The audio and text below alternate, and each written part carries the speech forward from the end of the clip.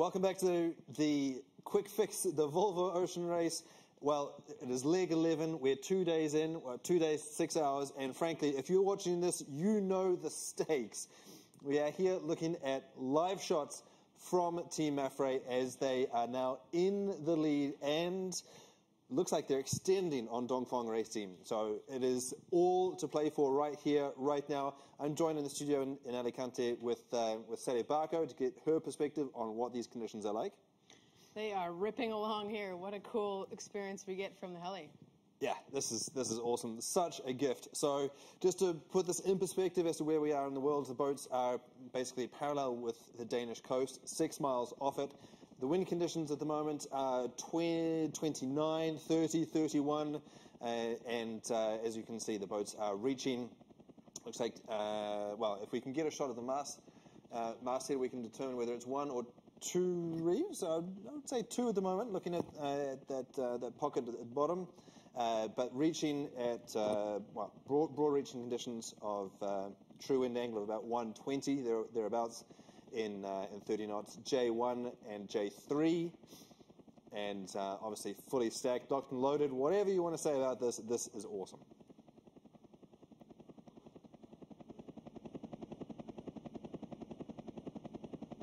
Yep.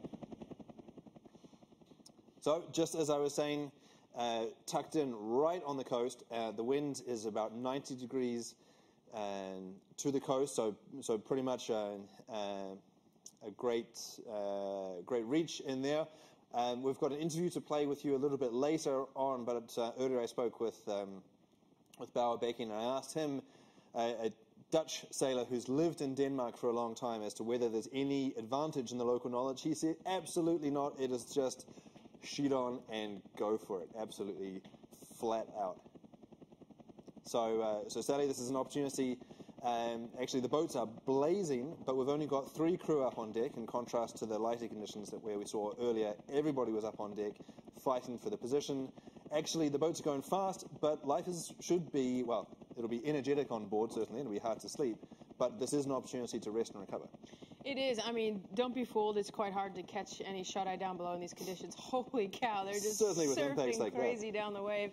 But yeah, you need one person on the pumps there to get the boat on those big waves, one person controlling the main sheet, and then you're really only going forward if you're actually going to wipe the boat out. They have the J1s, as you said, and the J3s, so they should be relatively in control, just looking for the power to roll over these waves. So every time that we've been talking to the sailors, it has been, oh, I haven't slept, and certainly everybody is pushing incredibly hard. And so this is an opportunity we've got 3 people up on deck, 6 people down below. You've got obviously the skipper and the navigator plotting their strategy for world domination at the nav table, and then everybody else will be in their bunks trying to get a little bit of shut-eye. But certainly, there are big impacts, Sally. What does that feel like when you're in the bunk? Big impacts when you're in the bunk. Basically, you're sleeping feet forward so you don't break your neck, and you're pretty much getting, every time they surge down a wave into the back of that new wave, they're going to be, feet up against the bulkhead trying to hold on, and it's not super comfortable. It's really loud down below. Everything is echoed through the carbon fiber, and every time the sheets are changed or the waves are just pounding on the hull, it's not comfortable, but all these sailors are going to be super happy because this is the ride of their lives right now. I think that any time that I'm trying to sleep in conditions like that, I end up having nightmares about being hit by a train, because that's what it feels like. But even so, looking at the bags under the eyes and the sort of 1,000-mile stares on the sailors, I'm sure that having sailed all the way around the world, they can get at least some rest in here, and they'll be thankful for it. Certainly because this is Mafre on an absolute charge. They are continuing to extend on Dongfang Race Team just in the time that we've been on air. It's slowly building by tenths of a mile, but it is building inexorably at the moment. And so you need to be super switched on the helm and on the trim. And Sally, can you tell me a little bit about how it works with the trio up on deck? Obviously, it depends on the person, it depends on the team and the strategy, but typically in these conditions, how long can you be effective on the helm and also on the grinder? I mean, the helm is quite loaded right now, and you need to work it quite a bit to get over the waves. Like you can see it kind of loading up, and they're actually bracing it more than they're steering around. So your shoulders do get quite tired. I would say right now, Rob, that's Rob Greenhouse on the helm, and the right side of his body is taking all the load. But, you know, as soon as they can release the boat and go down the wave, they're just surfing. So there is some relief there. It's getting pummeled in the face there by the waves. It's quite an experience, but you know these three will be on deck for their whole watch. They might get one more on deck if they need an extra set of hands, or if it gets a little windier and they need to drop another reef in, then they might bring one or two more up. There comes somebody else, maybe bringing a harness or a life jacket up, which looks like it's about to be those conditions. As the waves get stronger and powerful over the deck there, that leeward position on the pedestal can be quite dangerous, and we've seen people get washed away, but it's also super hard to be the windward position on the pedestal because it feels like you're falling down a cliff the whole time. Just given the heel, and so it is better to be looking uphill rather than falling downhill when you're on the grinder. And then also talk to us about the things that you can be tweaking in these conditions, that you've got massive variations in the speed, that leads to massive variations in the apparent wind. So the trim, you know, you can't be too precise about it because the boat's going all over the place. But one thing that I'm thinking about, you know, you've got the stack in place, but you can also trim how parallel the rudders are or not. And so with a big heel angle like this, then can you talk us through that process? Yeah, so you can change the toe in of the rudders, and what they'll be looking for now is just basically, well, they all have their own settings, but they'll be setting them as straight as they can to just let them rip through the water and have less. It's based on the heel angle, but there is a mechanism in the back of the boat there. But it's pretty hard to. They'll have it set for their condition, and right now their biggest control they have is their main sheet. They have the runner load at max. They have the tack loads, you know, set to keep the rig in place, and the traveler is actually set as well because that's run from the primaries, which are more in the middle of the boat there. And they really want to get max weight aft. They have those that windward aft water ballast full as well, which is straight underneath that stack. And if you would have a chance to go down below there, you would be, you know, fully stacked, very, very in the back of the boat. And I wouldn't be surprised if there's a couple guys sleeping, you know, right on the floor in the back. So that is all in an effort to lift the bow, to allow the flat surfaces in the aft sections of the boat to really surf on those waves, and not be burying those bows. So obviously, when you do bury the bow, then the boat slows down. The rig has a lot of inertia and wants to keep on going. Give us an anecdote of what it's like to be standing at the back of the bus when it's going that hard. Can you hear the backstay creaking when everything loads up? Oh, for sure. You can hear it. You can feel it pumping a bit. I mean, there's, I think, max about 10 tons load on that backstay or the runner right now for all these boats. So it's the, you know, the force holding the mast up, but it's not creaking all the time. I think it's for sure super loud if you're going to ease it. You know, it wakes people up down below. But right now it's a pretty solid, you know, strong strut. Yes, yeah, holding the mast up. That's for sure. So we're on the virtual eye tracker at the moment because we are repositioning the helicopter to go and have a look at, this boat right here, Dongfeng Race Team. It is the team that is absolutely in the fight for their lives at the moment. It has all come down to this moment, and we can see that they've got the same setup, J1, J3, one reef in the main, and let's just take a moment to look at the way that the boat moves through the water and to see if they're doing anything different. And so it looks like half dagger boards, similarly, I think, to Mafra. I didn't take too much care to notice what position the leeward dagger board was in, but certainly this is standard. You're reaching. You don't need to be throwing the boat to windward and trying to crab your way up. So you just want to have a little bit of dagger board in the water to give you sort of thrust forward and to stabilize the boat, particularly because as the boat heels over on those big waves, and particularly in the gusts, then the keel comes very close to the surface of the water. So you need to have something. You have some grip that's going to drive you forward. But Sally, one of the things that's really interesting about these boats is the tilt in the keel fin, and so that means that as the boats go faster with the keel all the way out to the side, then it actually starts flying the bulb and makes the boat more unstable, if I understand correctly. So given that, it's not just a case of lock and load like it was with the Volvo 70s, how do you be setting the boat up? Are you playing the keel to make the boat go fast in these conditions? That's a really good question. What happens is in the downwind conditions, maybe not so much in this, if they're sailing, that 100 true, if they get a bit wider, then you might be playing with a little bit less keel. So you can cant the keel 40 degrees to windward there to have max riding moment. And once you start surfing down waves out of control, you can't use less cant in the keel to keep the boat a bit more stable. And what that does, it produces less power, but it creates more consistency. And I would imagine that's what we're seeing. So we're seeing Dongfeng, slowly losing over the last couple of hours, just slightly. You're talking 0.1, 2% of boat speed. And, that might be a little bit the difference where maybe they're playing a little bit of keel more consistently on Mapfre, or possibly it's just purely driving skills. It's hard to say. Hard to say. So it could be boat setup. It could be the monkey on the wheel, and the technique of sailing through these waves, because frankly these conditions are spectacular.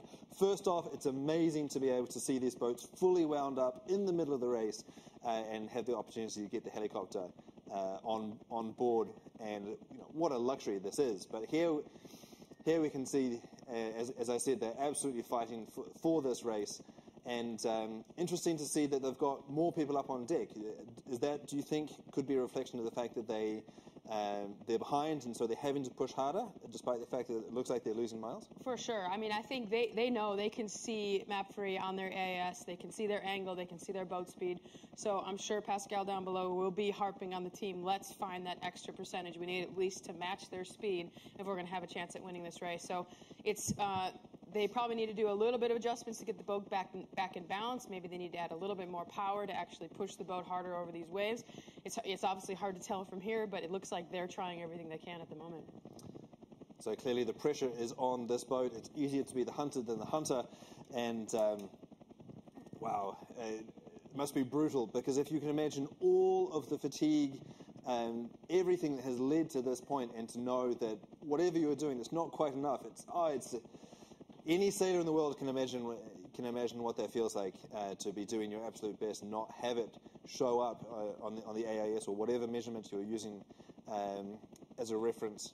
But how hard is it to be thinking critically about trying to get the last percentage when you're getting hosed in the face like this? Yeah, you can see this spray coming over. It's quite like a fire hose. It's constant, and it's pretty hard to see anything, let alone keep an eye on these small, minute percentages that they need to pay attention to. It's a lot about feel. They can feel the boat, the angle underneath them, and that's a lot of where the mainsail trim comes from as well. A lot of feel comes through the rudder, so as much communication as they can will be coming from the helm. I need a little bit more power. I'm in the groove there. I'm taking this wave down. But then again, these guys have sailed 40-some 1,000 miles together. So right now they're actually just feeling what each other need and probably not talking very much. And just as you say, trying to peek out from underneath the protective cover on the hood of their weather gear. And one of the things that their clothing sponsor Zyke has done, which is quite cool, is having sort of zip-off hoods and balaclavas and different things that you can zip onto the same jacket, so you can really tune. You're not just tuning the sails depending on the conditions. You're actually tuning your clothing as well now, in a really specific case. But I'm kind of surprised to see that they don't have helmets with visors on in this condition, because with your hood slammed down over your eyes, and then with the face protection in, you're looking through a slit, almost like a medieval archer. And when you get hosed like that, you can't see anything, can you? Yeah, you can't see much. I used to wear some clear glasses, so that was able to keep the hood off your face a little bit, but you only need a little bit to see through, so you want to keep your faces protected as much as you can. It's not easy conditions there, and you can see they have their life jackets on, they're clipped in, they're being as safe as they can, but they're also pushing the boat as hard as they can. There's someone in the cockpit there probably just relaying a bit of information from down below about the mode or maybe something to change, but quite epic. To me, it feels like Dongfeng are plowing the bow a tiny bit more than Mapfre. We saw Mapfre kind of leaping over the waves and having huge, long, massive surfs, and that might, turn into the consistency and speed, but it's pretty hard to measure from here. Yeah, I was about to say that. Is that a question of the way that they're taking the waves, less well, ploughing in, or the way you set the boat up, or just that they're pushing harder? But whatever it is absolutely incredible. If you think about your average sailor, I did a lot of sailing in the Solent and the south coast of the UK, for example, and none of the people. There we go, and there is. No, that's Team Maffrey looking really, really close just out there, being the carrot, being the hare that they're chasing. But for your average sailor, basically nobody has ever hit 25 knots in their life, let alone this is the speed that these guys are sitting on, and they're doing it with no sleep at all. And so this is one of the things that really sort of separates the Volvo Ocean Race pros from your average sailor. Is obviously you've got a pretty sweet boat, perfectly prepared, and so you're ready just to push hard. But it's the opportunity to, as you were talking earlier, to maintain a clear head, to push hard and not go woohoo or freak out in these conditions. You need to keep things on an even keel, if you will. Yeah, and I think we should remember that this is the normal life for these sailors right now. This is what they live for the last 9 months. And they don't even have to think anymore how they pack their bags. They know exactly what they want. They know what layers they're going to put on, probably from every turn of this last course, and exactly when they're going to zip those hoods on or not. And they're just, they're in the groove, and they're not thinking about the details because it's so much of a habit for them. It's second nature right now, and. Fantastic to see this perspective with the virtual eye tracker, because underneath those name straps for the boats, as we saw the red minefield that is waiting for them. Those are all of the TSS traffic separation scheme or the exclusion zones. Look at that. That is an absolute navigator's nightmare. You can see the Hague is sitting pretty in behind these protective barricades that the race committee has put in place. And so as a navigator, you're in on your little plastic chair, getting bounced up and down in the boat that is leaping over the waves and plowing into the next one, and trying to find your way through that. And trying to keep your lunch down as well, which can happen down there. As you get tired, it happens to the best of them. You can feel quite sick, but you're right. They have some serious decisions to make here. Not only these first little ones to avoid. Remember, if you touch into a traffic separation zone, you have to go back out the same way you came. So can you imagine that? They're ripping downwind at 30 knots, and if they touch into it, they have to turn around and go back out the same way, and that would be an absolute game changer. That would be so demoralizing. Certainly, we didn't see any unintended impingements of the ice exclusion zone that I can remember, but certainly in the Vendée Globe that I did last year, then there were certainly a couple of boats that were crept in there by accident with a navigational mistake, or the sailor, who is thus the navigator, fell asleep and the boat sort of crept in there by itself, and so it's brutal. The idea that you're in the middle of your race, fully switched on like this, and to do a U-turn is horrendous. So we're now back with the helicopter, and this is our helicopter hunting Vesta 7th Hour Racing. Big sea state. We've got 30 knots of wind, and the sea state is really developing, because remember, just a few hours ago, there was basically no wind at all. And so every single minute that ticks by, obviously you're getting sprayed in the face, but also you're getting your playground is evolving, right? That in the way that the waves change with the angle and the strength of the wind. And Sally, can you give us a little bit of perspective on that? Once you feel like you've got it all set up, something changes. Yeah, you really have to be super aware of the angles of the waves, and that might have been as well. I mean, even if you're just a little bit to windward or leeward of another boat, your wave angle might be a little bit different. And as you said, as this front is developed, the wave angle has changed as they've been ripping along, and it matters a lot. And the easiest place to feel, you can feel it all over the boat, but once you get on the helm, you can really feel a difference from A to B, if you need to be surfing down the waves more, or if you're actually leaping over them, and how much more power you need. And I mean, what a really cool shot here as the sun is setting behind Vestas, and they are just ripping down towards us. Yeah, this is amazing, and you can see the big breaking waves as we zoom over the crests on our way in towards our next boat. And we've got an incredible videographer. We've We've got a team here of 3 people, I think, up in the helicopter right now. Obviously the pilot, and then who's called Will, I'm being told. So hats off, Will. You're doing a cracker job. Fantastic. Well done. And then the videographer is Matt Connor. So basically he's got a screen and then basically a Game Boy controller. And so he's using this gyro-stabilized zoom camera, much in the same way that you use for Hollywood or nature documentaries. And then we've got our still photographer, an employee of Volvo Ocean Race, Ainoa Sanchez, who will be taking these incredible images that will sort of live with us for years afterwards. This final sleigh ride, the final countdown. It's really tough to avoid making terrible comparisons to 80s rock and roll, but you know, this is it. This is the final countdown. This is what it. Not the danger zone. I'm sorry, Sally, stop me, please. Let's move on, shall we? Let's move on. Super cool here. You can see Vestas actually have a full main going on instead of the one reef. There is just no turning back. I mean, this is huge power for them, and you can see the stance on the helmsperson there. They are holding on a lot more action with the waves coming straight at them. You'd imagine that they're probably going a little bit faster. Yeah, but then if we look at the main, we can see that most of it is backing. That they've got a big ease, and so basically the boat is potentially overpowered in the gusts, and so it all comes down to your philosophy, whether you've got the sails for the gusts or the lulls. These guys are going for the lulls, and so you ease off. As you can see, we're seeing the main being eased even more. And what's tricky is, particularly in these sort of marginal reaching running conditions, is that well, less on a reach than a run, but if you've got a lot of surface area up at the top of the rig, that's just pushing the bow down. So keep an eye on the way that the boat is moving through the waves. We've talked about the potential differences that we saw between Mafre and Dongfeng. Keep your eyes peeled on this boat and see how they're moving through the waves as well. So, Sally, how do you think they're doing?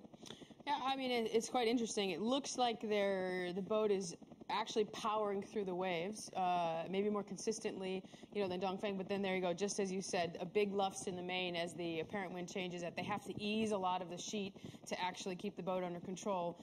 All that really means is it's drag. Every time it's flopping like that, it's a little bit of drag. Whereas when we saw Mapfre accelerating over the waves, there wasn't much drag on the mainsail. They could do a smaller trim on and keep accelerating. Where right now Vestas probably have a little bit more starting and stopping going on. So potentially higher peaks when you do get that sweet spot with all of the power online. But there's a lot of work being done by the team to regulate that power, and really a risk of chucking the bow down into the wave. And as we saw in contrast with Mafre, they were bow was up and it seemed like it was just the back of the boat that was in the water. Yeah, and here you can see, the bow's actually touching into the water. The waves are coming over the very bow here. And, yeah, I would agree. We didn't see much of that on Mapfre. It might have just been in the moment. And the other thing as we pan across there is that we can see a fair bit of board down. I mean, it's hard to measure against what we saw in Dongfeng, but I would argue that I also didn't have a look on Mapfre, but I would be really curious to go back and have a look and think that they probably had a little less board, creating a little bit more surfing conditions with the hull. And when the board is down like that, you can kind of trip over it if you don't need it at that angle. Sure. And then also the stack is in a slightly different position. Obviously, it's on the side, but it's not quite max aft as we saw on the two red boats. And I'm sure that the helmsperson is feeling a little bit less protected as well, because when you've got all of those sails stacked up, it almost becomes a wall, doesn't it? Yeah, it's super interesting, and I wouldn't have guessed that. I would have guessed that all the boats would be max stack aft right now, trying desperately to keep the bow up and surfing as long as they can. So, yeah, really, really interesting technique there, and it's probably something they've had before. I mean, they've obviously been in these conditions before, so something maybe they've tested, and maybe they've seen a little bit of a usefulness of having their stack at max beam, which would be a reason to have them a little bit more forward to create a little bit more riding moment. So riding moment over bow up, and potentially we're seeing this again as maybe we're just picking the bad moments to be commentating on it, but it does certainly look like the bow is a little bit more down, the boat is a little bit more nosy. And it's great to hear from you, those of you that are watching this as well, and I'm delighted that you're enjoying it. Got a message here from Matthias Ulrich, who says, wet and wild, just like the VOR should be. So classic Volvo ocean race conditions, as you said. But really, the skill of being a true Volvo ocean racing sailor is the ability to deal with all kinds of conditions, from well, not even just the puffs and the lulls, but from the drift-off conditions that we saw earlier today to now. And Sally, that demands an incredible diversity of skill and mental and physical preparation. Yeah, I think you could say that this last leg of the race has given these sailors a true test to what the last 45,000 miles was, and it's all wrapped up into one 700-mile leg. And they've had the tactical challenges, they've had the sail change challenges, they've had the blasting along downwind, big jibing, and they've had another technical little inshore race. And now they have had two massive transition zones. This last one around a TSS, and now they've had probably another sail change since then, and choosing their angle to not run into the coast of Denmark as they're trying to now play forward into which other TSS they're going to come through to get to the finish line. Well, indeed, amazing footage. Thank you, Melissa, for your comment. I'm delighted that you're enjoying this as well. And certainly, as the Danish boat blazes down the Danish coast, this is going to be a special moment for this team. And interesting to see that that they were pushing so hard to try and get back into us, because it was really a badge of honor for Charlie Enright that his team in the previous edition, Alva Medico, was able to win the last leg. Obviously, they had a different story during the course of the race than they did with Vestas 11th Hour. But the common expression is you're only as good as your last result. And Sally, how much is that weighing on the sailors? Obviously, the top three boats are trying to win this for the overall, but it's really everybody's pushing so they can feel good about this for the next job interview, right? For sure, and yeah, that's probably what some are thinking about. But yeah, for Vestas 11th Hour and Axel Nobel, if they would love nothing more than finish this race off with a bang, and that's what they're pushing for. They don't have anything else to gain. That was a lot of the comments on the dock. For the leg start was you're only as good as your last race, and everybody has that in their mind. But I mean, let's not forget they've just done a ton of miles around the world, and the accomplishment of finishing this race is also something that will be so satisfying for every one of these sailors. And to have it this epic finish into the finish is quite amazing. Yeah, it looks to be a photo finish as well, but right now we have the opportunity to dial into Vestas right now, and we can get a little bit sort of more up close and personal with exactly what this looks like. And the thing that immediately jumps to mind is that even though the image is a little bit pixelated there, is that we can see these incredible oscillations that as the boat goes over a wave, it dives down the next one. And I certainly know what that feels like. You've got these big accelerations, but then also, Sally, there's a little bit of trepidation because you know that at the bottom of that hill, you're going to smack something hard at the bottom. Exactly, and you're just like, that's what we were talking so much about, the stack weight and keeping the bow out, because the less you dive into that next wave, the less the boat feels like this bucking bronco, that you can keep it in control if you keep that bow above the waves, and it has to do with a lot of the steering, a lot of that board height, which I feel like they maybe were just going for that adjustment there as somebody was in the pit grinding something up. But yeah, you can feel it's a gyro camera on the back there, but you can still feel the actual big changing of motion on the heel angle. Brutal, and we'll try and get that picture back, but as you saw, it was a little bit ropey there. But even with the still shot, you can see so much going on. You can see, as you said, one person in the pit potentially making an adjustment in one of the leads for the sails or the daggerboard position. Although when the boat's going this fast, 20, 25 knots, it's almost impossible to raise or lower those foils, right? Or is that just on my boat? That's probably just on your boat, yeah. I mean, we have the pedestals and that pit winch, so you can do what you want with the board. And as you say, the same thing with the leads. So the leads are all being trimmed there on that leeward or any of the forward winches, there's up downs, and then you have the pole height as well, so that pole is sticking out and it's holding that J1 out away from the boat. and you can raise and lower the height of that pole for power and to depower as well. So super tweaky, as we say, plenty of things to adjust. It is the OCD sailor's literal wet dream out there. There's plenty of things to play with, and I've certainly heard that when you were saying on Brunel that Pete Berlin, for example, was particularly attentive to all of the different things that you can adjust. For sure. That's what, you don't have to go over his track record or his, what's on his resume, but that's what makes him one of the best sailors in the world, and what a treat it was to race with him. But one thing I noticed is that Pete's instincts are so correct, and he's really attentive to following them. Some of us that have won world championships or whatever really maybe second guess your instincts every once in a while, or I'm asking somebody else about their opinions, and Pete just comes flying in and he really follows what he feels, and a very, very high percentage of the time it's right and it's what the boat should be doing. And he's certainly a big character when it comes to the almost rebirth of Team Brunel that's got them into this position, and clearly they're going to be relying on all of that expertise as they now battle to try and get back into contention. But I've got a couple of people here sending in some messages. Mick Gurley, just like to reply to you. The separation from first to last at the moment across the fleet is around 22 to 25 miles. Officially, according to distance to finish, it's 20 miles, but I just measured with my calipers. It looks a little bit more than that actually out on the water.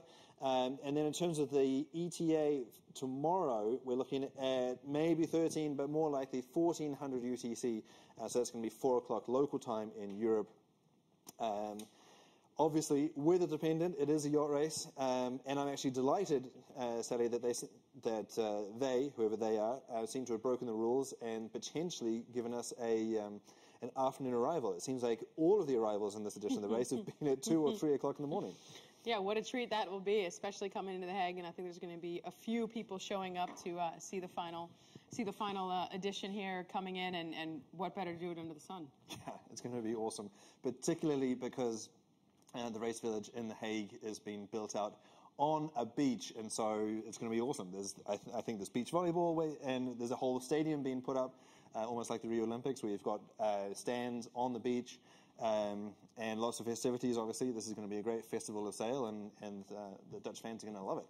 For sure, and I can imagine a few concerts going on and some good partying happening, as the Dutch always know how to do that. When we came in there for the 24-hour pit stop in the last race, it was epic. So I'd imagine nothing less. Yeah, absolutely. Now, certainly I've had almost a letdown after a big challenge, and finally making it to the finish line. And we've been hearing the sailors talk a lot about this sort of this drive just to wake up and make the boat go fast, and they've been doing just that for 9 months. Can you talk a little bit about what it's like to finish a big race, and you've got to either digest a win or a loss, or sort of come to grips with your result? But sort of personally, the challenge of stepping back on land is pretty dramatic, isn't it? It is really dramatic, and it can be a big relief. I think most sailors will take a big sigh of relief and a big deep breath as they have a drink and basically have the final moments with their team as they cross the finish line. But there's also this massive void. Let's remember, these teams have been working hard on the water and off the water all together. So the run sheets of their days have been mapped out for them. Their watch systems have been mapped out for them. Every moment has been, really in some sort of sequence. And pretty soon, come July 1st, when everybody turns the corner and gets on their plane elsewhere, there is a big void. But there will be a lot of rest needed as well. So if you can actually decompress and look back and see the accomplishments, I think everybody will be just fine and ready to think about their next future race. Well, certainly a lot to digest from a very, very intense project. Now, the reason that we're here on Virtual Eye, well, first off, it's a beautiful image, but it's not what we want to be looking at. We want the dramatic images that we saw from the last boats. Our helicopter is on the hunt for Team AkzoNobel and Team Brunel.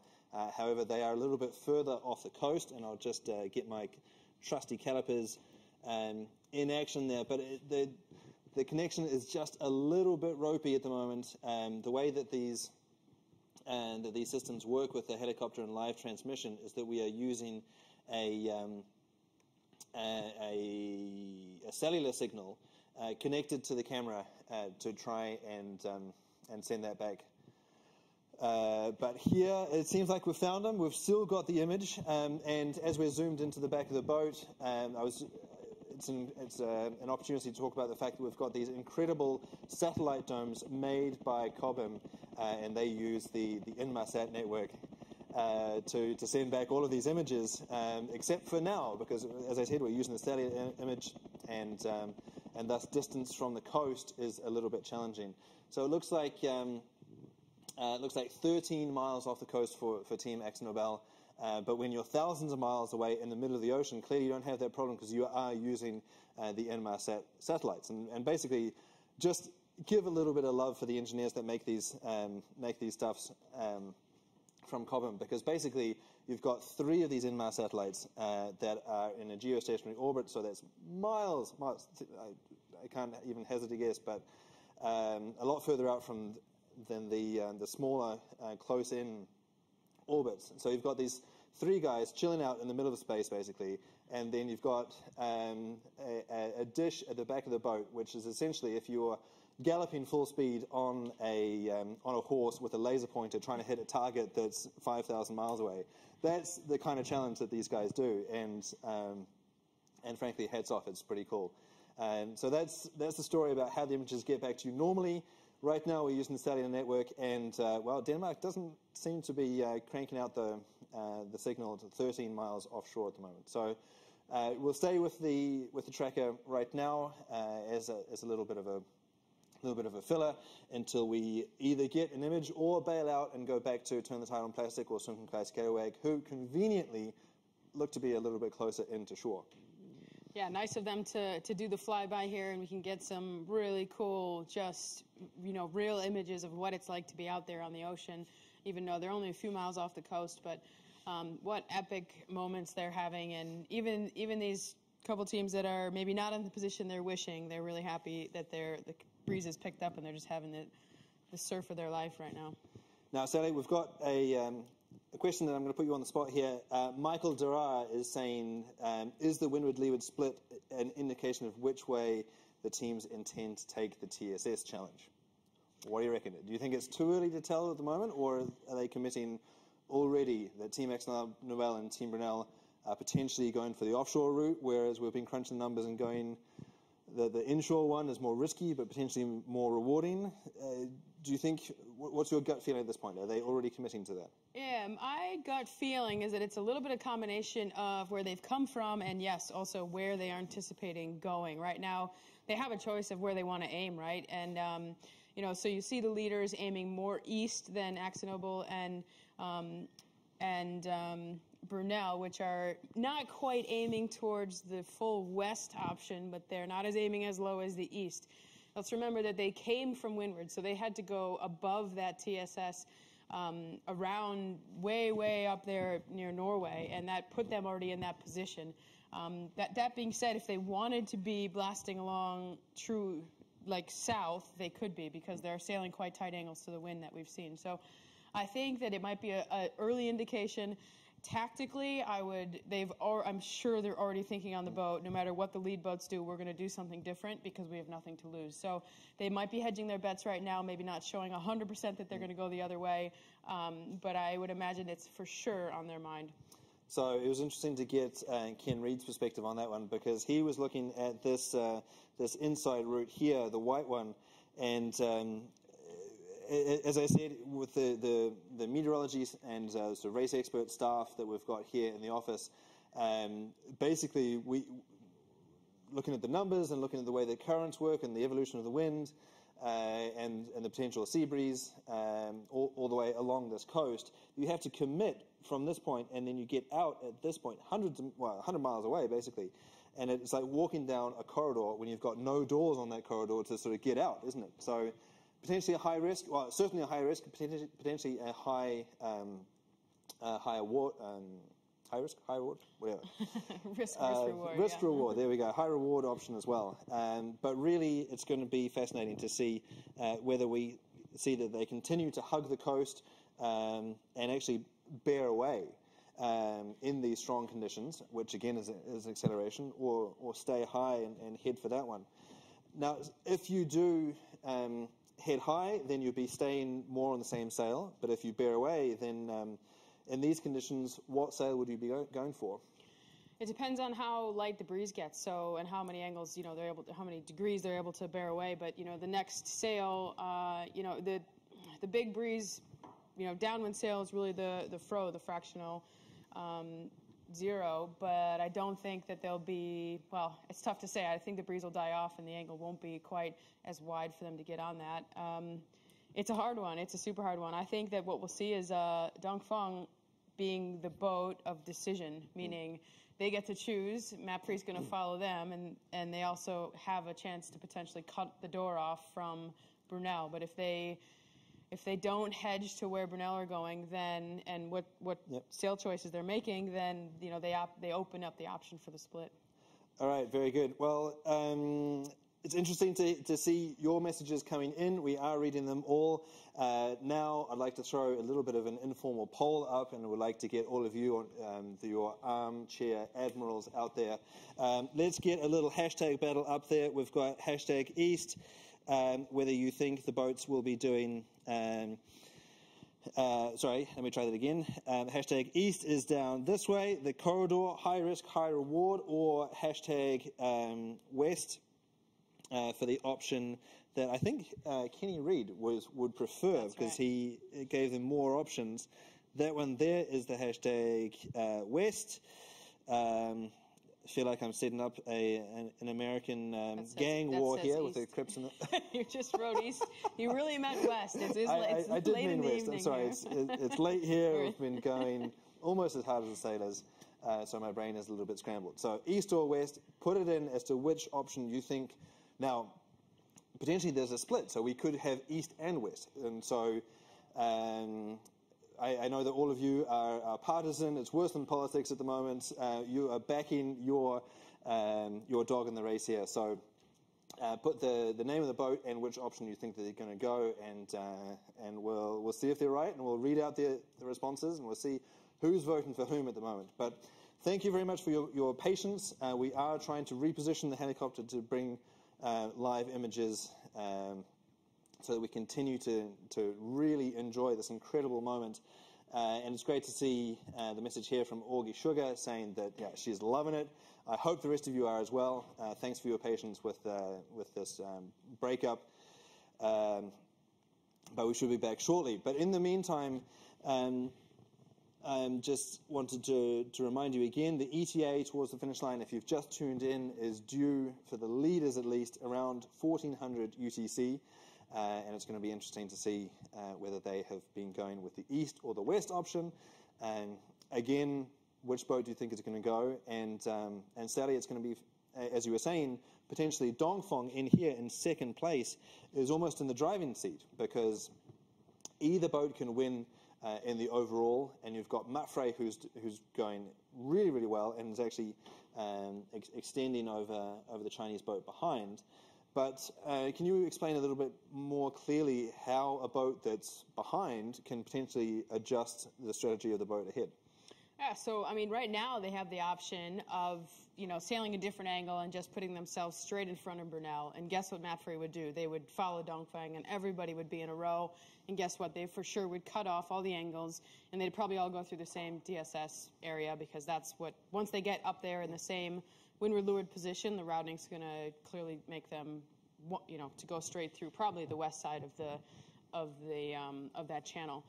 But right now, Dongfeng are, pressing more to leeward of Mapfre. So, all these navigators are doing their routing as much as they can down there, and they might really believe in what they're doing, and they're also thinking about, well, I don't just want to cut the door off from Brunel, I want to win this race. So they really need to choose the best mode here, and that'll either cut off the door of Brunel or open up the door.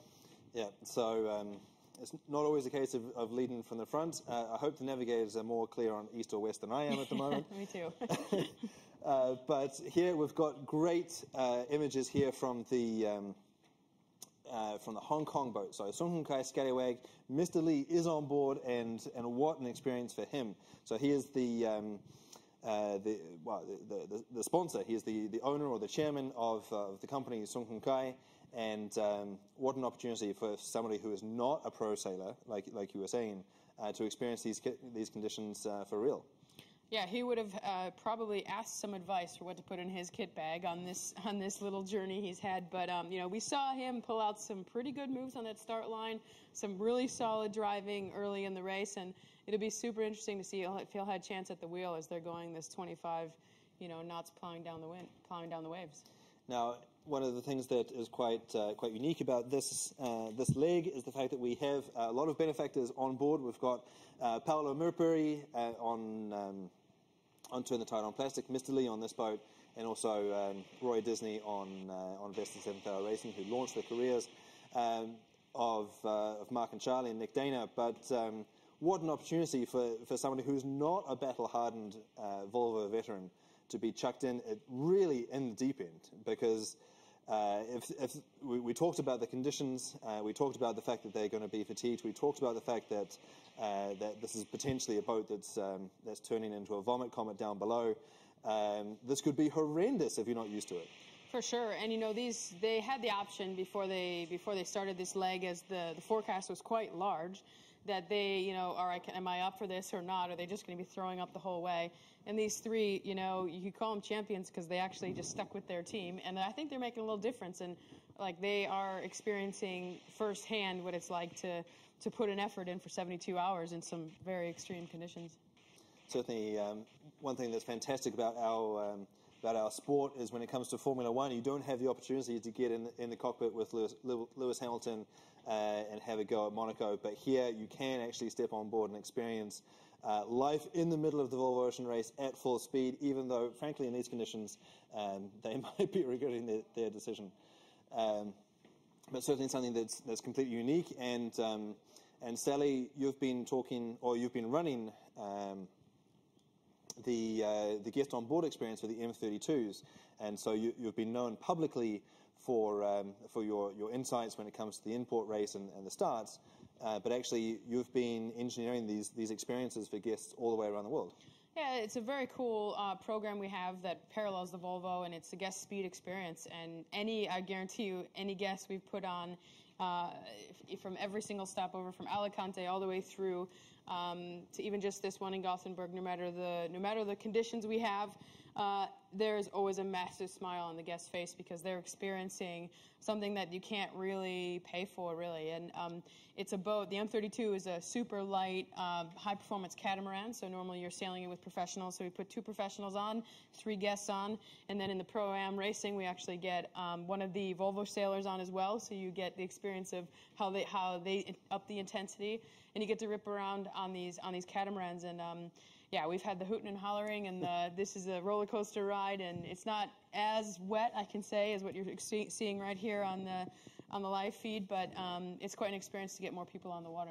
Yeah, it's really cool to make that so interactive. And speaking of being interactive, let's have a look at the poll results.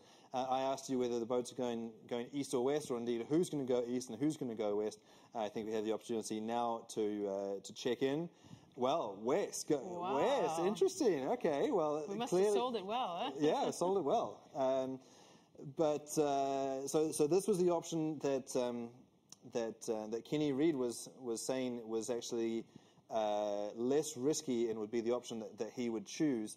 East is the one where the numbers stack up as potentially being faster, but you do need to commit early, and once you're in that corridor, in that hallway, you don't have an option to escape. So potentially you would choose that option even if it's not optimal for tactical reasons, Sally, to stay with your pack and give you more options on your approach.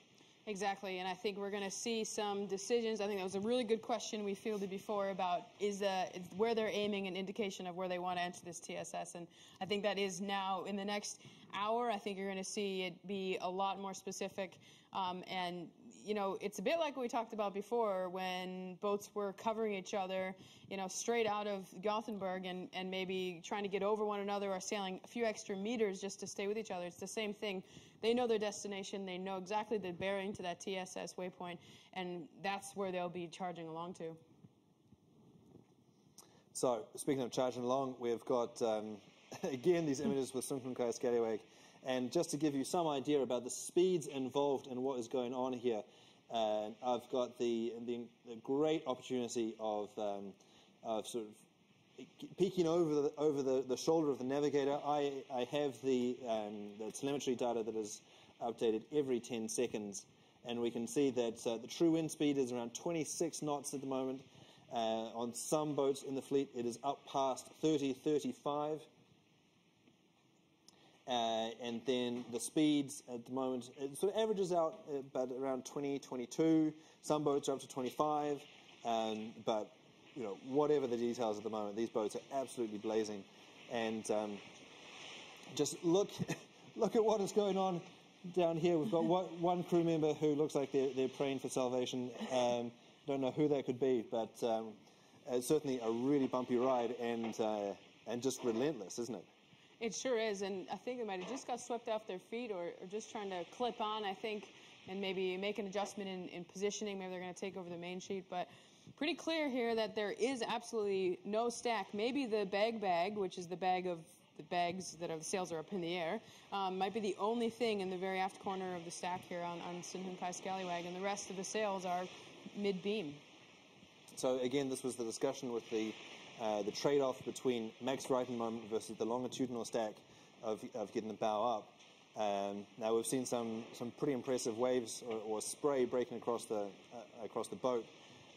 Just to put that in perspective from my own personal experience, I've had the breath knocked out of me from getting the waves.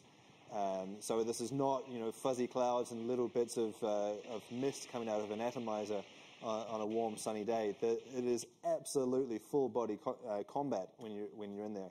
And Sally, can you tell us a little bit about what it's like on board these Volvo 65s, which are notoriously wet and challenging in the cockpit? Yeah, I've had many experiences, but one just like yours where you're hanging onto the wheel there driving and the wave can hit you from that side angle, right where those stanchions are, straight in the chest and take your breath away, and you're at a loss for what just happened because it's so fast. The other really interesting one I had is near that primary, which is sort of in the middle of the boat there. We were going for a bit of a change, and this wave came over and swept me clean off my feet, and if I wasn't holding onto the rope, I would have been smoked right out of the back of the boat. So it's for sure not a joke. There's jack lines running up and down the boat there that you need to be clipped onto all the time when you're going forward and aft through the hatch or making any adjustments. You can just feel the power of these waves crashing over the bow, and there's no release. There's a bit of stack there to windward, blocking the sailors a tiny bit, but you could argue that it's also digging the bow a bit more because the weight's a little bit more forward. So there is not much in the way of staying dry, really. Certainly not staying dry, and we're going to stay with this great opportunity to look at what life is like on board Sinhunkai Scallywag right now. Our helicopter is repositioning to get their neighbour, turn the tide on plastic, but I'm noticing a lot of water is accumulating here on the leeward side of the cockpit. Is that ever a problem? It is, yeah, and there's some goggles for you. That gives you a good idea of what the driver can look like. If they're not going to have the helmet, they actually put some ski goggles on just to have some better visual for what's going on. And they're super active on the wheel here, trying to keep the bow, I'm pretty sure, just pumping the boat, keeping the bow up, getting over the waves. But for sure, as you see all that water crashing over the cockpit before, it's a problem because it washes all the sheets overboard, basically, and we have lost, I won't name any names, but we've lost more than one sheet, which can get pricey, and it's a big drag, and if you're going to be changing sails and you lose all your sheets, that's quite a big problem. Yeah, so certainly is, and just again to put some perspective into what they're facing, I just ran the calculation right now, and their peak speeds around 25 or 26 knots equates to 46 to 50 kilometers per hour. So if you can imagine getting hosed, we say fire hose, but hosed is not really an appropriate description of what's going on. Being attacked by whole sheets of water flying at 50 kilometers per hour.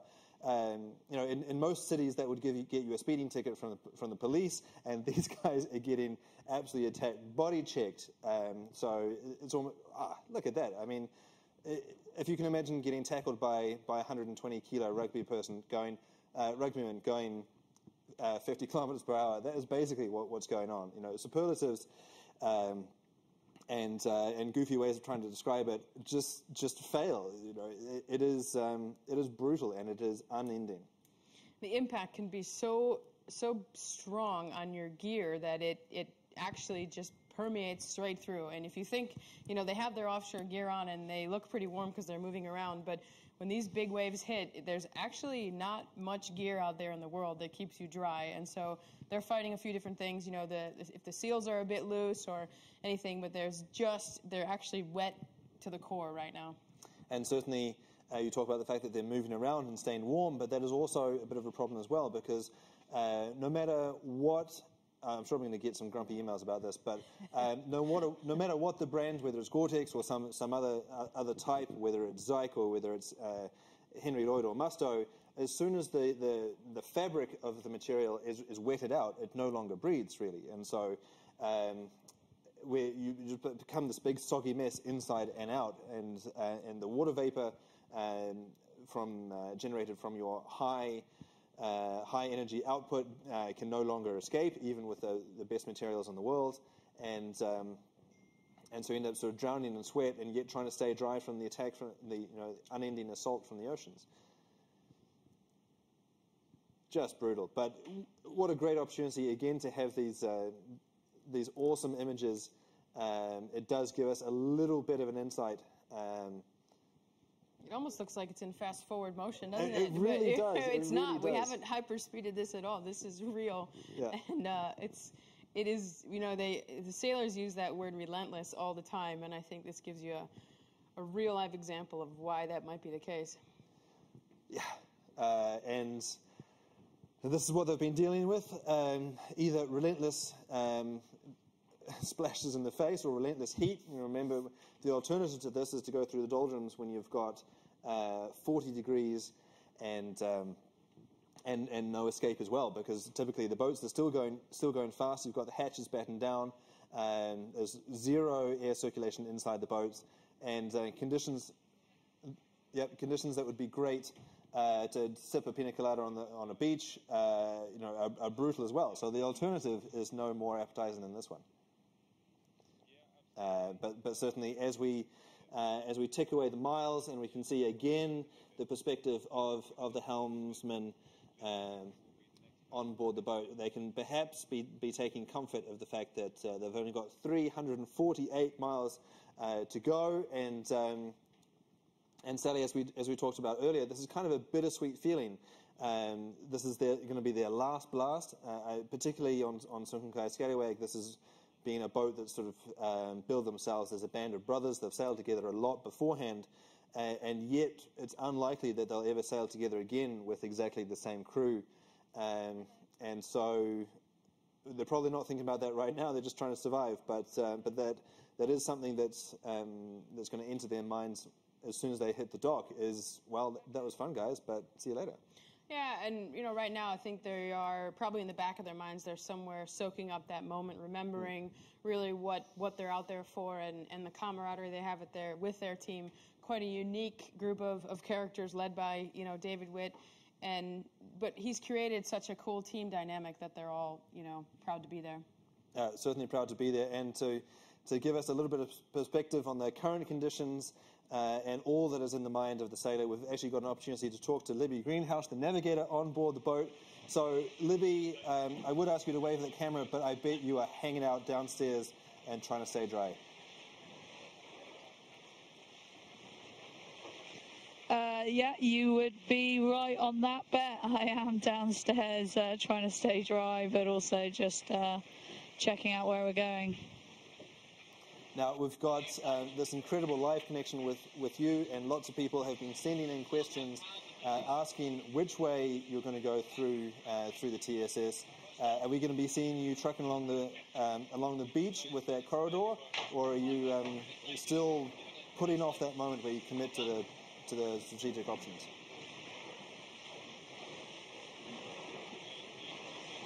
I think the options are realistically pretty limited. When you look at the wind direction, everyone's going to want to be sailing fast, so I would be surprised if anyone really does try and pick another route. I think everyone will be going along the beach. I think the boats that are further offshore will just be changing maybe to bigger gear. We'll just have a better angle now to powerhouse down to that shoreline. Now, Libby, I've got this great opportunity to be here in the studio with one of your former teammates. Sally, perhaps you'd like to throw a question to your colleague? Hey, Libby, can't really hear you. Can you still hear us? Hello? I'm not Hello? sure. Yep. Can you hear us, Libby? Are you there? Yeah, I can hear you now. Yeah, nice. Just wanted to see how's it Yeah, going on board, and you know, how are the team holding up for the last 12, 24 hours into the finish here? I mean, the leg's been pretty tough. It's basically been like an import race for the last whatever it is. I don't think anyone even knows whether it's day, night, or morning. The daylight hours are obviously really long, so that also adds to the confusion of what time of day it is. But yeah, everyone's holding out. It's a bit tough for us right now. We're struggling speed-wise against Turn the Tide, which I'm sure you can all see live on the tracker. So we're really working hard to try and work that out.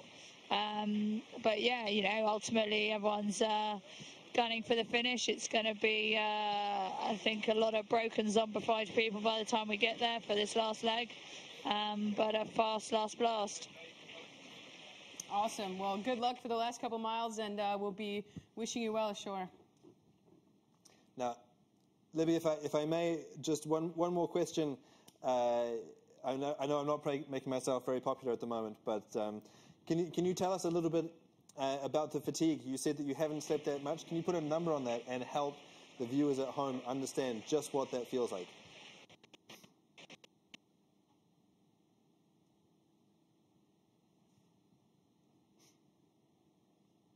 All right, sadly it seems like we're losing audio. We've lost Libby. But just look at what's happening up on the side decks here. That it looks like they're doing a restack, and so for me, Sally, that means two options: either they're moving everything aft, or they're preparing a sail change. Yeah, I would assume that they're actually going to make the option of getting the stack aft and seeing if that's going to help their performance. You know, you heard it in Libby's voice. They're struggling for a little bit of speed against, you know, they're hanging out in the back of the fleet, and they need to make some adjustments. So to me, this is a realistic one. They're blasting along at 25 knots. They need to get the bow up a bit more. Let's make the effort and get the stack aft and see if we can gain a little, you know, percentage in performance. Well, there we go. I certainly think you're right. With this shot now, it's tough when it's so pixelated, but it does look like they're building that wall. So Donald Trump is on board Sungai Scallywag right now. They are building the wall to protect the helmsperson and get all the weight at the back of the boat. And it'll be interesting to see if we can see if that makes a difference in the way that they move the boat through the waves, and whether just that shift in weight can actually make a difference.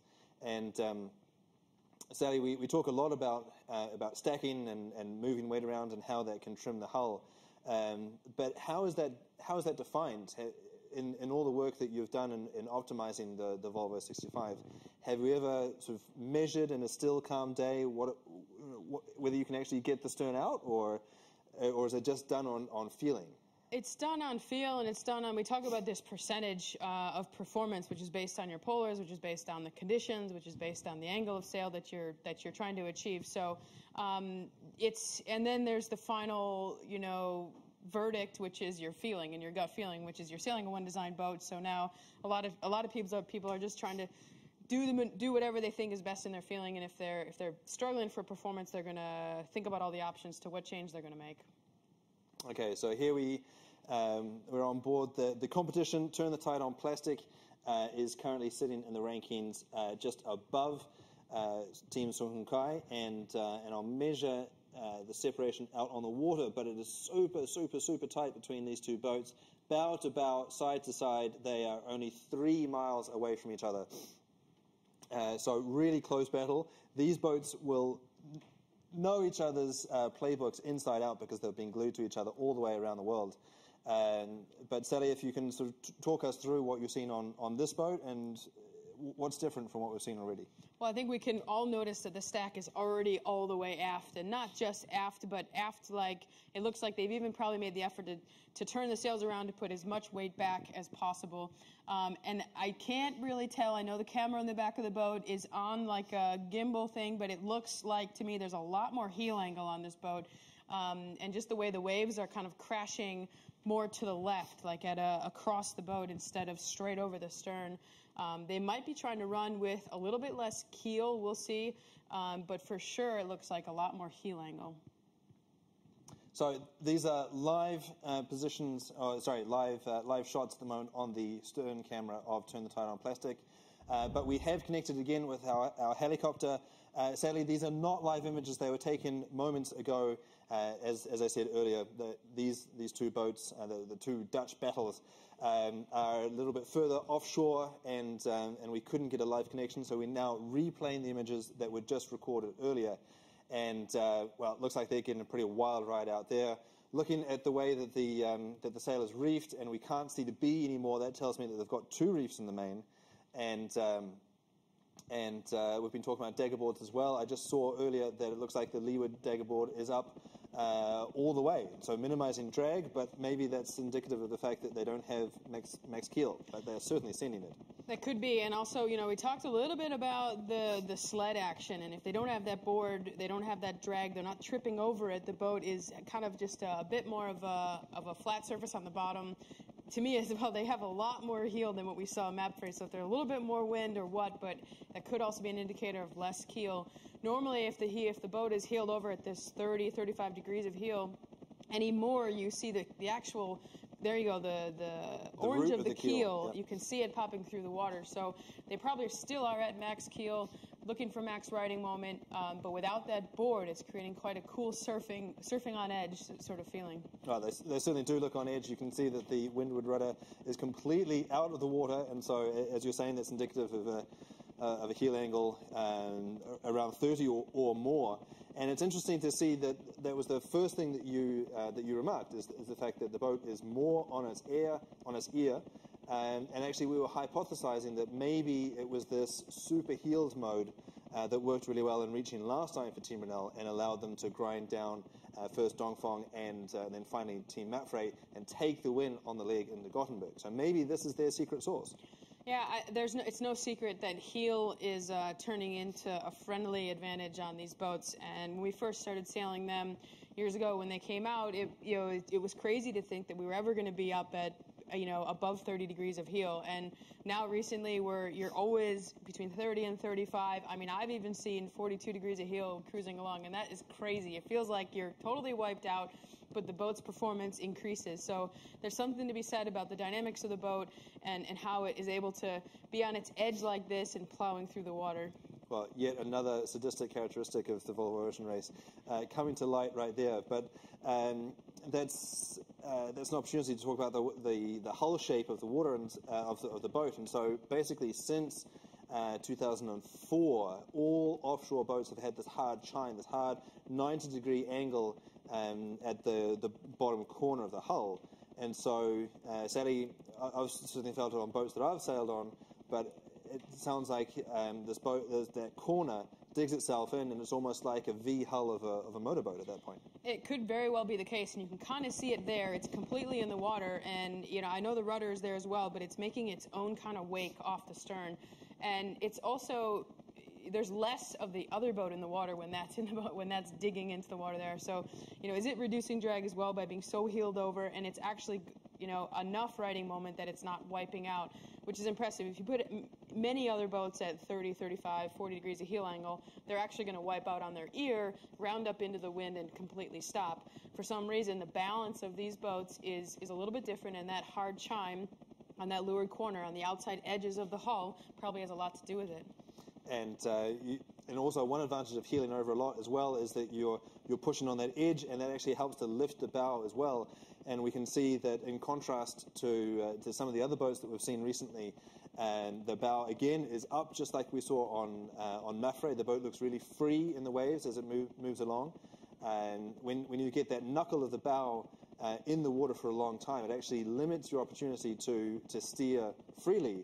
because you're having to push water on the side of the hull.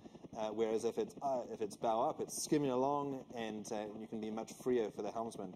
Now, Sally, you were talking about sort of resisting the loads on the helm, and we're zooming in now on the helmsperson. Can you sort of give us some idea about the physical load of what it's like to drive these boats? You know, is that the equivalent of hanging on to a 20-kilo kettlebell, or what does that feel like? What, compared to something in the gym, huh? Yeah. Like, yeah, I don't know about that, but right now, I mean, for sure there's a resistance when the bow digs, as you say.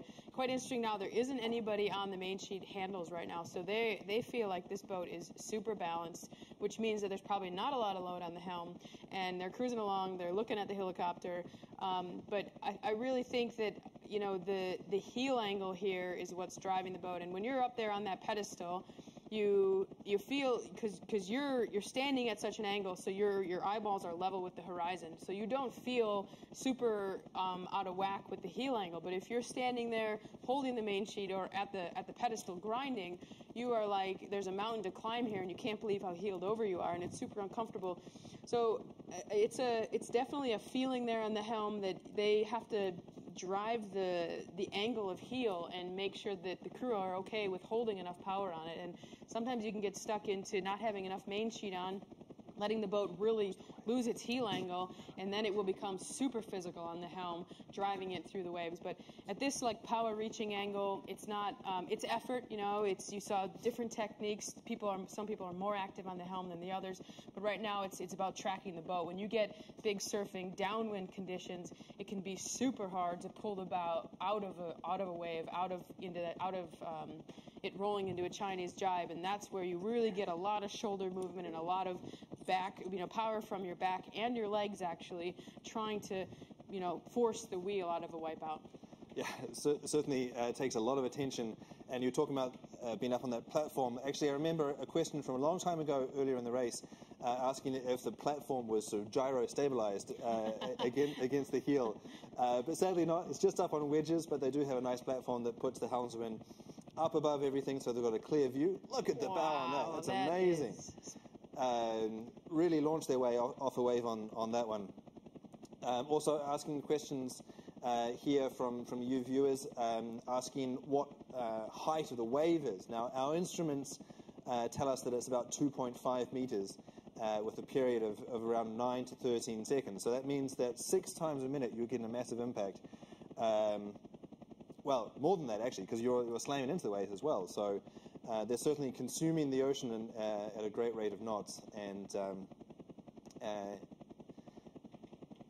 the fact that you're on that elevated platform means that you're just getting more and more waves in the face, despite the good view.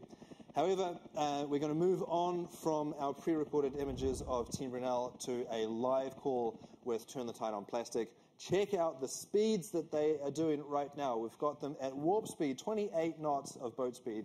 That is blazing. And so we're hoping that we can get Dee Kafari on the line. Dee, I hope you can hear us. We are amazed at what we're seeing right now. What is it like on board the boat right now? It's a little bit damp. Oh, very damp, in fact, but it's awesome. It's awesome to have these conditions in this last leg, because we were having a bit of a float off earlier. So all my crew have got big smiles on their faces, and they're just happy to be going fast.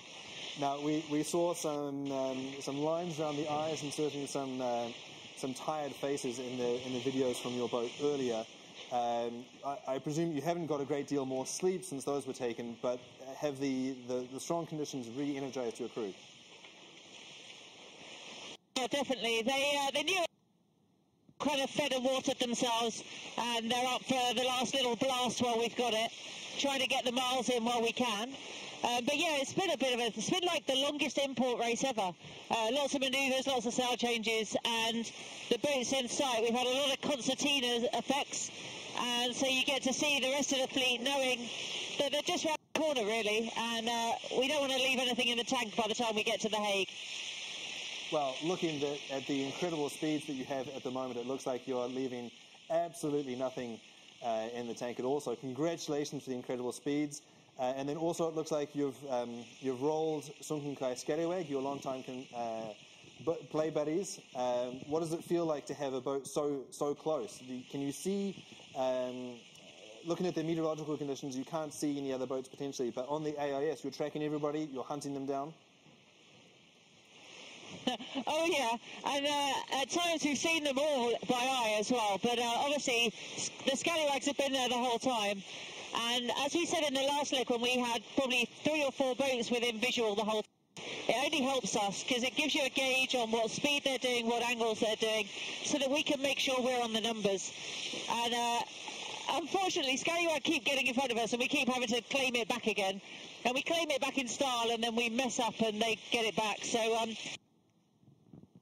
but obviously we've got an aim for another boat because we've got to get a boat between us and scallywag, and we haven't lost sight of that aim either.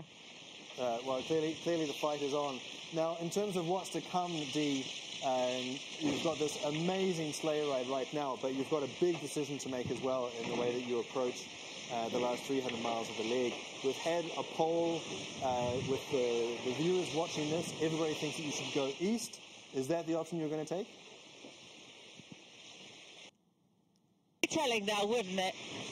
But there is a massive decision, and we've only probably got about hours left of time to make that decision before we have to commit, really. We've got about 30 knots of wind. If we go to the east, then we go closer to the high pressure, and the end is very light downwind with jibes. If we go to the west, then it's high risk, less options, but potentially could be a gain.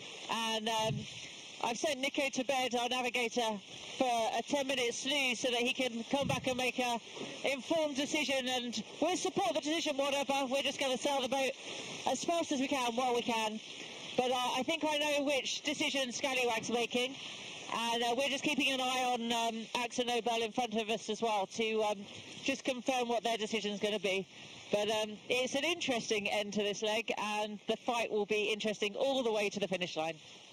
Now, Dee, it's an incredible testament to your experience, the fact that you were able to give me a flawless response while the boat is charging down the waves as it is right now. It looks like you're hitting almost 30 knots of boat speed. What is it like to be cool, calm and collected in most conditions where people would be looking to call the rescue and get out of there?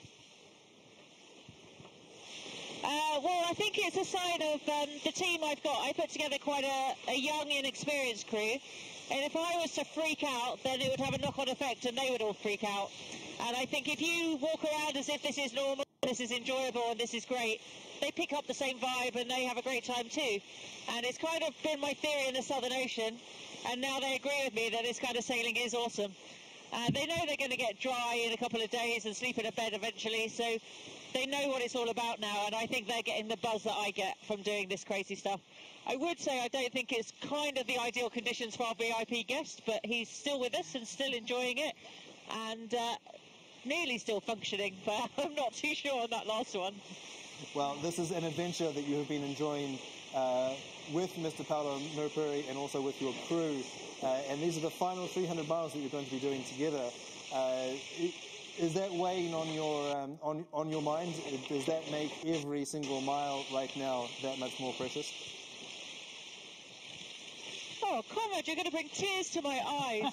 You're so emotional. It is emotional, actually. It's kind of mixed emotions. It's been a long, hard year.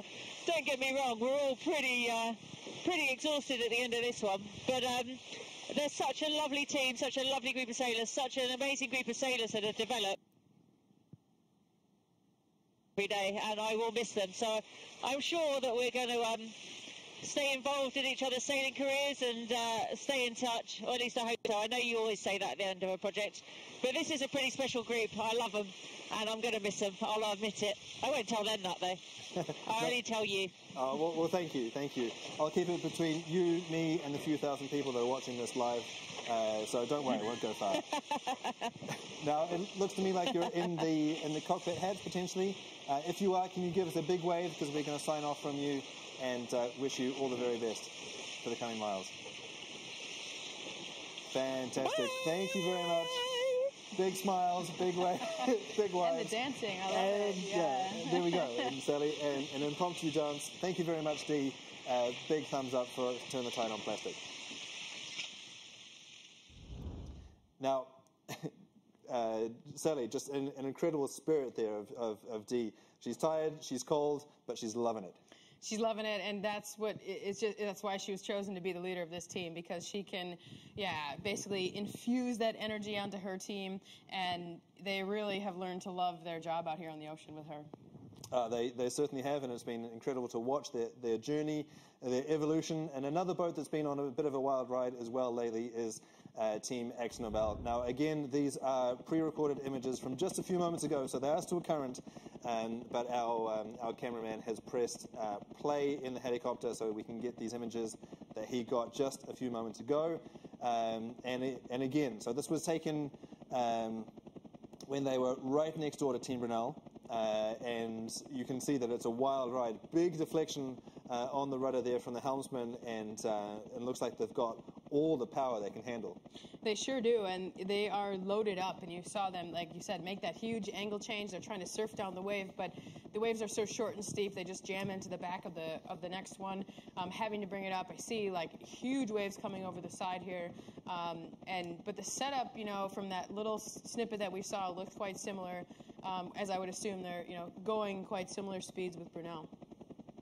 So we've seen some diversity as we've flown across the fleet over the past couple of days about the setup, sometimes dramatically different, but here pretty consistent. The only real thing that we've seen is Team Brunel had 2 reefs. I think Exo has 1. I think they had 1. Yeah, I reckon they had 1, and I would say that board down in AkzoNobel is probably the biggest difference that you see between Brunel and them. But here's the J1 and not the J3 as well. That's true, yeah, so, not the J3. But it really does look like they are fully powered up. That the main is backing a lot, and that may be due to the fact that they're trimming the J1 a little bit differently. Perhaps it's chucking more wind into the main and less trimmed to the extremity of the outrigger potentially. Yeah, so I think if you trim that jib in a bit more, see how it can be on the outrigger there, you can really move it up and down that pole. And if it's trimmed in too tight for the conditions, it can cause a lot of backwind into the mainsail. To me, it's an indicator of being a little bit out of balance, actually.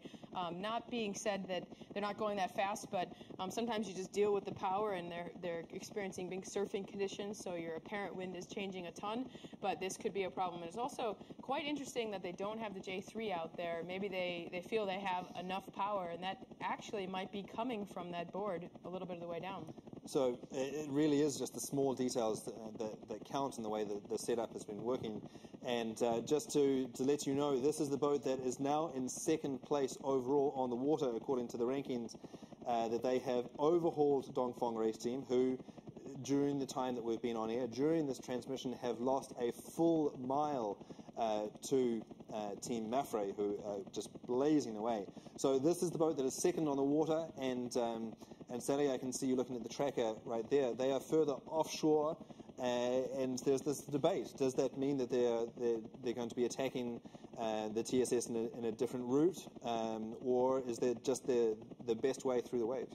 And you heard Libby say that it could be a really powerful option by being to windward, because whenever you're to windward and the breeze is going to hold like that, you have the option to put the bow down and accelerate over the group. So if the breeze gets lighter, they have the option to put up bigger gear, bigger sails, whether it's the J0 or the masthead 0 or the fractional, and power over the into the front of the group. And it's not a bad spot that they're in, which started all the way back up to that when they had to go around that TSS. That first TSS. So around the middle of the day, they set themselves up to windward. That was dealing with the sort of local situation right at that moment.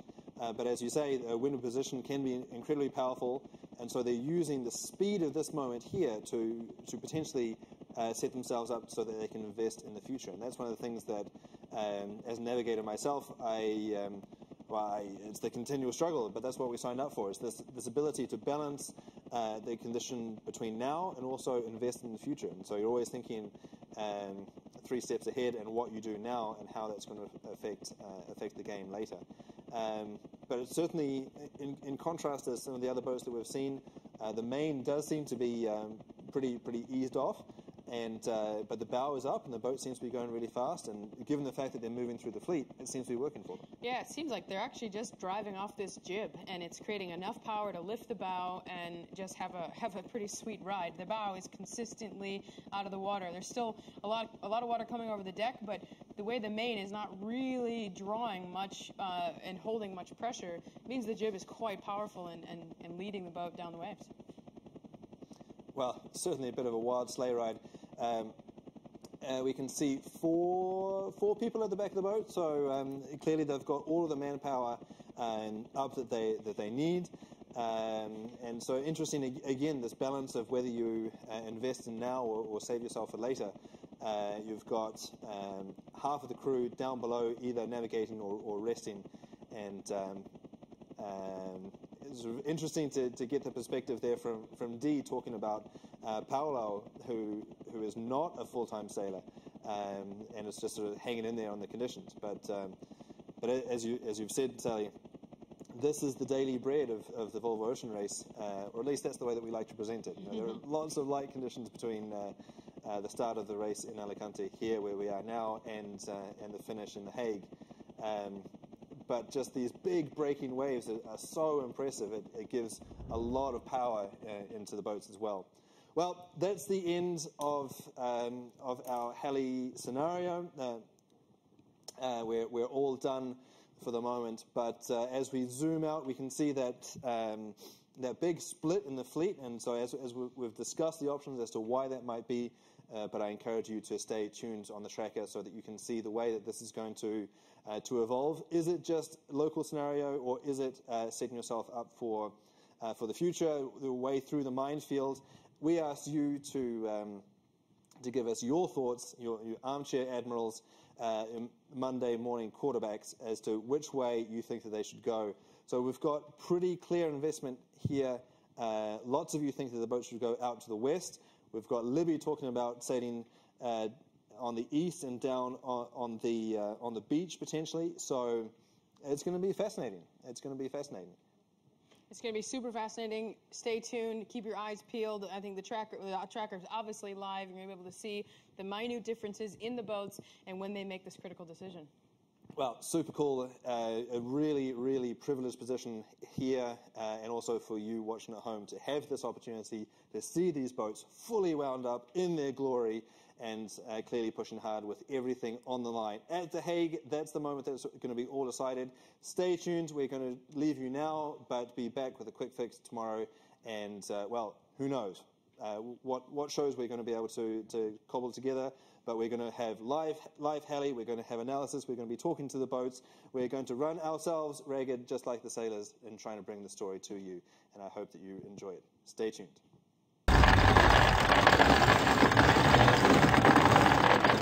Come on. You are!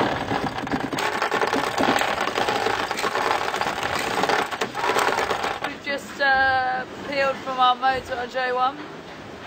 We're now wobbling along the north coast of Europe between an exclusion zone to the north and land to our south.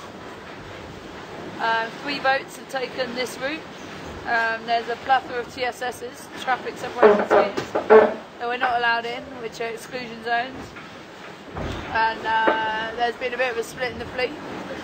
We've got Dongfeng 8.7 miles away from us, and Turn the Tide 1.5 miles away from us, and the rest of the fleet are going around the top of this. Keep running, come on. Surprised to see the leaders split like that. I think for us, we were so close to Turn the Tide at the point of the decision that I think it would have been hard to do a split.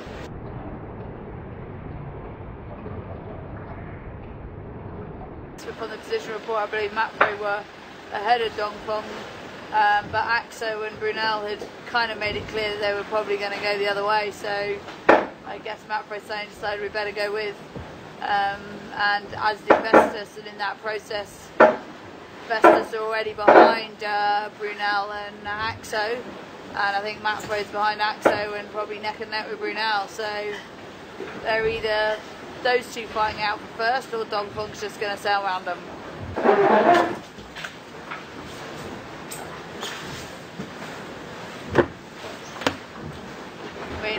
didn't have them on AIS, but from the position report, I believe Mapfre were ahead of Dongfeng. But Axo and Brunel had kind of made it clear that they were probably going to go the other way. So I guess Mapfre decided we better go with. And as did Vestas, and in that process, Vestas are already behind Brunel and Axo.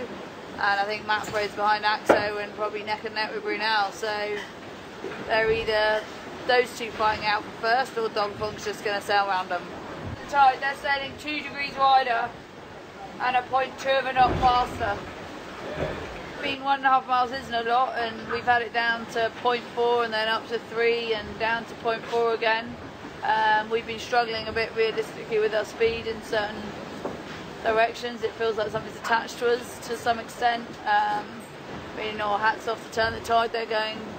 They've really got some good moding and are quick. It's a bit of a narrow channel. They potentially have some passing lanes. You've got a few more peels and all of those kind of things. We seem to be slightly better at the peeling between the sails. We definitely make gains when we do that. So I think it's never over till it's over.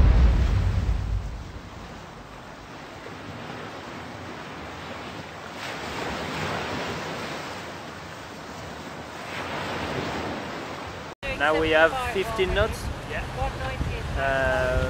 but in few hours, very soon, 1 or 2 hours, we will have 30 knots.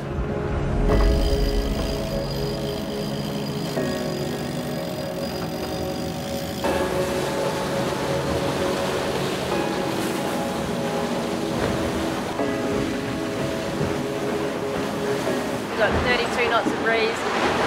Pretty bouncy sea state, and we're just sitting on speeds of between 24 and 27 knots. Really, really fun.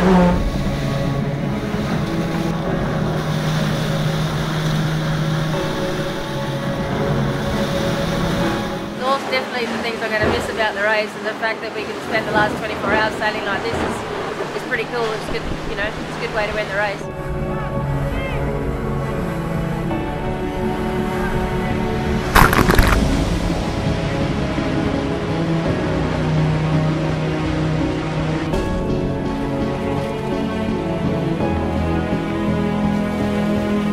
At the moment, Scallywag's about 2 miles down to leeward, we're slightly behind us, and we've been gaining on them on the last 2 hours, and so we've got a better mode than them, and everyone's pretty geared up to stay in front of them, so the fight is on.